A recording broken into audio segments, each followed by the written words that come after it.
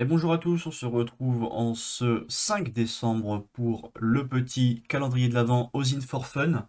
Mais avant de commencer, je tenais à remercier Monsieur Alain Godon qui a bien gentiment fait la promotion de ma chaîne YouTube sur Twitter, qui a reposté le fait que chaque jour je faisais la résolution de leur challenge. Mais il n'a pas été seul à bosser sur le projet. Si on va voir dans la page About, on peut voir qu'il y a également d'autres personnes. Donc merci aux créateurs des challenges d'avoir créé tous ces challenges-là. Alors, je les remercie maintenant, mais j'imagine qu'avec la difficulté après, je vais peut-être moins les remercier. Mais pour l'instant, très qualitatif. Vraiment cool de faire ce challenge. Également à Sofia Santos. Je ne sais pas si vous la connaissez, mais elle a un blog qui s'appelle Gralix. Et j'ai déjà dessus fait des challenges, des résolutions de challenge également de ces exercices d'osine. Donc c'est vraiment cool aussi, on apprend pas mal de choses. Alors il y en a qui sont vraiment plus compliqués que d'autres, mais elle a également participé à ça. Et également Alain Godon qui travaille, donc on voit ici, sur le Synth Ozint, qui fait partie du staff Ozint. Qu'est-ce que c'est? C'est une plateforme qui permet d'apprendre l'Ozint par la pratique, mais donc il y a pas mal de challenges dessus, mais il y a également aussi des ressources pédagogiques. Alors, avec une communauté toujours très bienveillante, des personnes qui sont vraiment compétentes, ils ont un Discord, donc n'hésitez pas à aller également faire un tour si vous voulez apprendre un peu plus sur le zine, c'est vraiment cool. Il y a vraiment beaucoup de challenges de tout niveau, vraiment des débutants, des trucs ultra simples à des trucs vraiment très compliqués. Donc, encore merci à eux de nous proposer ça, et aller faire un tour, ça fait toujours plaisir. Donc, exercice numéro 5. Il s'appelle Allegretto, ok. Et on peut voir que du coup on nous donne une musique. Une musique, d'accord. Donc ça c'est une image d'illustration, donc on voit un peu le principe du challenge, mais ça ne servira pas à grand chose d'analyser cette image. Or là, on a vraiment une musique de 16 secondes qui va être utile. Alors attendez, normalement je fais un petit réglage et vous devriez pouvoir entendre la musique. Donc je vais la lancer, pendant 16 secondes je vais me taire et vous allez écouter.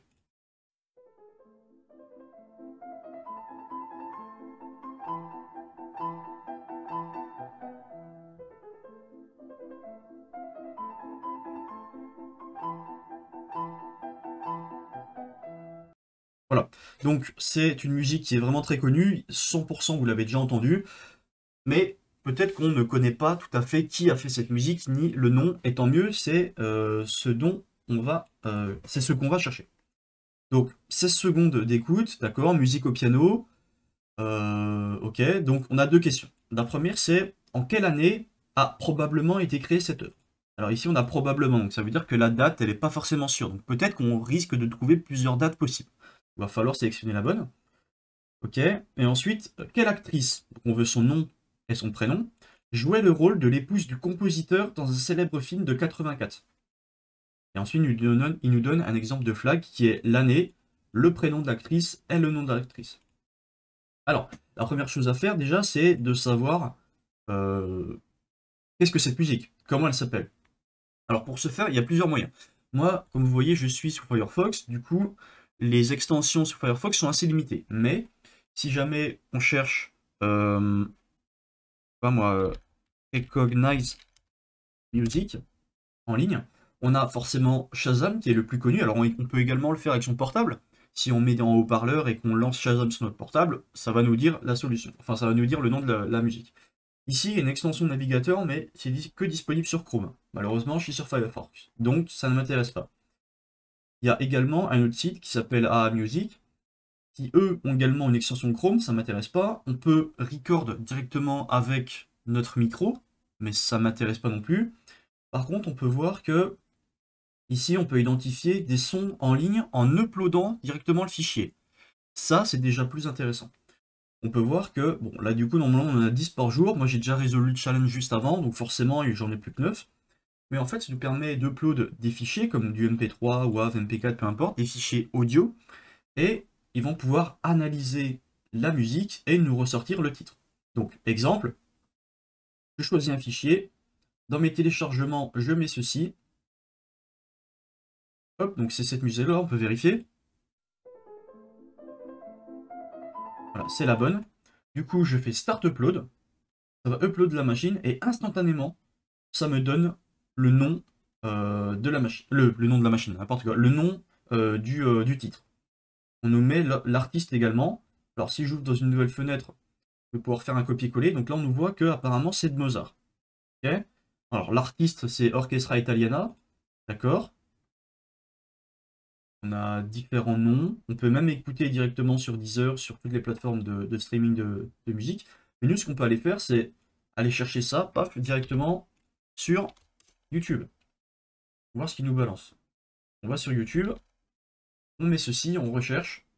Et là, le tout premier, ça nous dit, ok, apparemment c'est Mozart, qui confirme ce qu'on a vu avec ici, au niveau de l'album.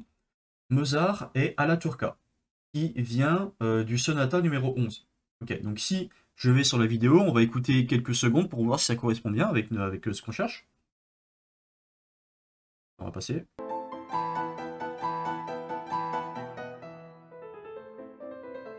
Voilà, donc on confirme que c'est bien la musique qu'on recherche, donc c'est bien du Mozart, ok? On a déjà une information importante, on sait que c'est Mozart, on sait que le nom de sa musique s'appelle Alla Turca, et ça vient du sonato numéro 11. Sonata, pardon, sonata numéro 11. Donc, ce qu'on va faire, c'est qu'on va aller sur Google, on va taper Mozart Alla Turca, on va aller sur la page Wikipédia, donc liée au piano sonata numéro 11. Alors c'est en anglais, mais voilà. Ils nous disent que, ok, donc le sonata a été publié par Artaria, qui est je ne sais pas qui. Ok, donc c'est une sorte de maison de disques en fait, en 1784. On voit qu'il a été composé en 83, mais publié en 84. Donc, ça a l'air d'être 1784, ça a l'air d'être notre première date. Et on peut aller voir sur peut-être d'autres différents sites. Si on cherche euh, piano sonata 11, published date, par exemple, pour valider notre information. Publish date.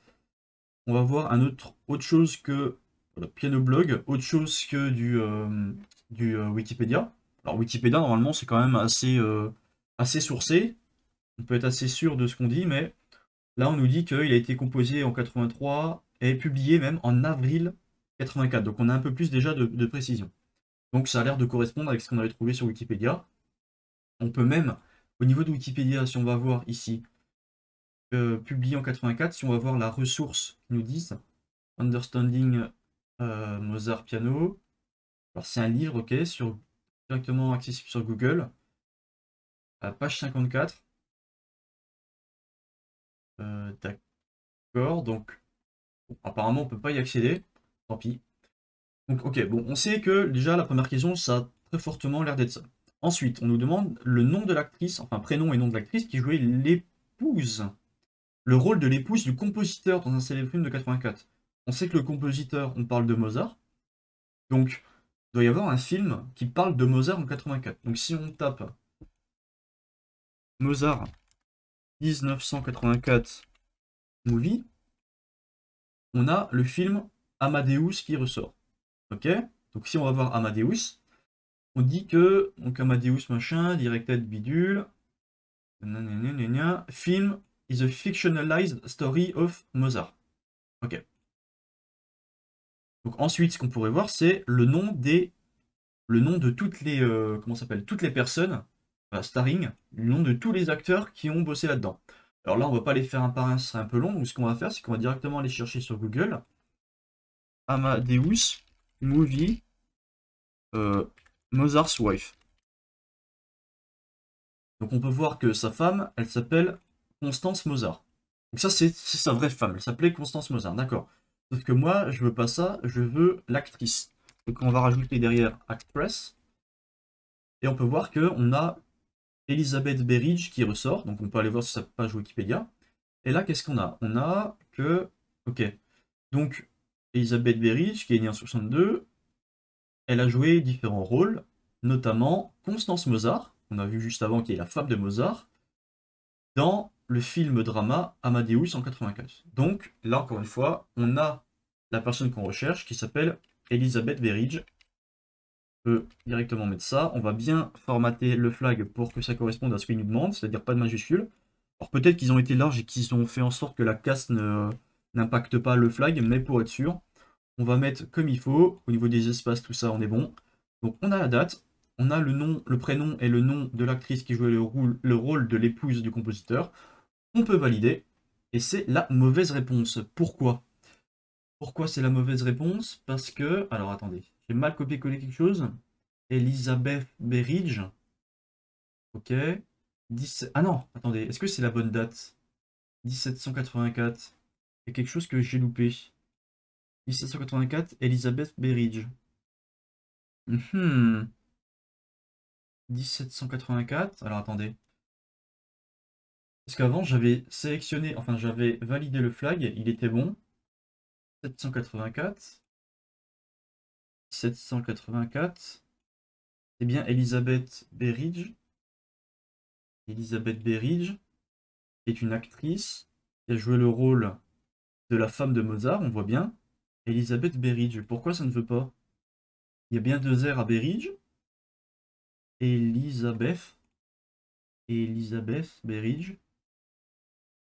C'est bien son prénom, puis son nom. On a bien la bonne date. Je ne sais pas. Alors attendez, je vais copier-coller le flag. Sinon, si je ne retrouve pas, je vous redirai ensuite pourquoi c'était bon ou pourquoi c'était pas bon. Ils me disent mauvaise réponse. Ok, bah je vais voir pourquoi ça fonctionne pas et je vous retrouve juste après. Ok, c'est juste moi, je suis bête. J'ai juste mal relu la question. Il nous demande en quelle année a été créé et pas en quelle année est-il sorti. Donc en fait, c'est en 83, pas en 84. Voilà, félicitations. Ok, la première fois, j'avais réussi. La deuxième fois, j'ai voulu aller trop vite. Et je me suis focus sur la date de sortie alors qu'il nous demandait vraiment la date de création. Donc ça montre bien qu'il est très important de lire et de comprendre chaque mot d'une question. Ici, j'aurais pu passer 3 milliards d'années à valider que c'était bien 84. Je me serais conforté dans l'idée que c'était bien le cas. Sauf que bah, le problème, c'est que je me focusais sur la mauvaise information. Je regardais l'œuvre, la publication, et non pas la création. Or, là, on nous demande vraiment quand est-ce qu'elle a été créée. Donc en vrai, c'est cool que je me sois planté comme ça pour vous montrer la résolution. Ça montre que vraiment, c'est très important de lire chaque mot et de comprendre vraiment chaque mot d'une question. Voilà, donc j'espère que ça vous aura plu et on se retrouve demain pour le prochain calendrier de l'OSINT. Allez, bye bye.